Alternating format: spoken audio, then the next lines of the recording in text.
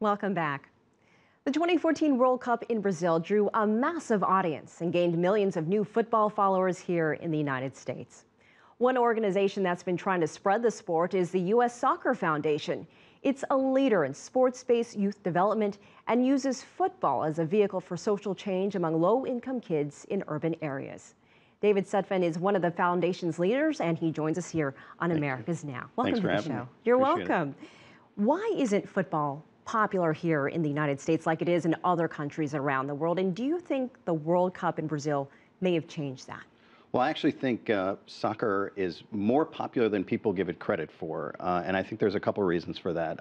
I'm in my mid-40s. I started playing when I was 5 years old, so I'm kind of the first generation of Americans who played as kids and who have kids who are playing. And so if you look at the ratings from the World Cup this year, the World Cup final, the U.S.-Portugal game, which was on a Saturday, so it made it a little bit easier for people to watch it as opposed to having to leave work in the middle of the day, actually had higher ratings than the NBA Finals and the World Series. So I think that's a pretty clear indication that the sport has kind of become a popular, sport, not just for people who grew up playing soccer, but for sports fans of any kind.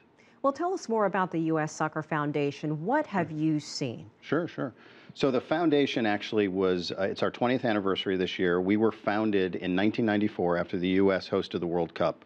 There was a surplus, and they decided to take that money, create a nonprofit organization that is the official charity of the U.S. Soccer Federation with the goal of growing the sport in the United States. And so for many years, we helped build fields around the country, and in the last 5 years, we decided to focus much more specifically on what we could do to work in low-income urban areas to afford both boys and girls an opportunity to get exposed to the sport. So we're now working in 25 cities around the country, serving over 25,000 kids, have won lots of awards from the federal government for the work that we do, both because it helps to mentor kids, helps deal with the obesity crisis, and I think we are widely considered to be the top sports philanthropy for youth. So it's been a pretty amazing trajectory over the last 20 years.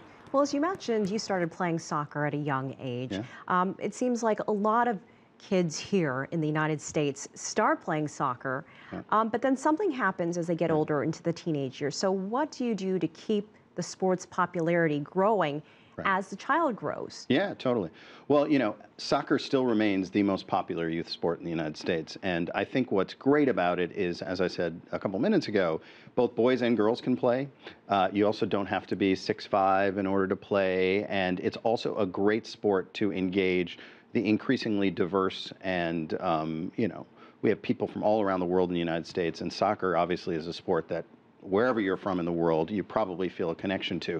So I guess the way I look at it is the mission of the foundation is not necessarily to find the next national team starter, although my hope is that some kid who started playing in a Soccer for Success program one day may end up in our national team pipeline.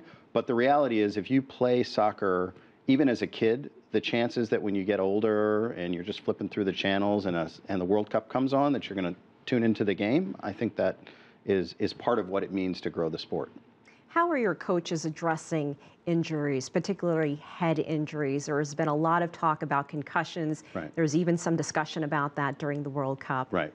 Well, I think one of the great things about the work of the foundation is we're not really competitive soccer.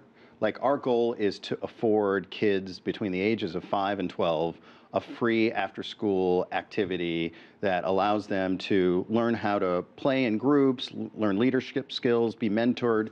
So we don't necessarily deal with people who are running out on the field, with that will to win and, the killer instinct. And so at least on the foundation side, we don't really have a lot of issues associated with concussions. I think more broadly, whether it's football, which obviously has the largest issues with respect to concussions, I think it's a matter of educating parents, making sure that if something happens, that the right protocols are in place to ensure that kids and families are safe. And I think the fact that all youth sports are more attuned to these issues these days is great. And it's still a much safer sport to play than football. And even the president of the United States said he wouldn't let his kid play football, but I bet you he'd let him play soccer. So, David Sutphen, we appreciate your time. Thank you so much for sharing. Thank you for having me.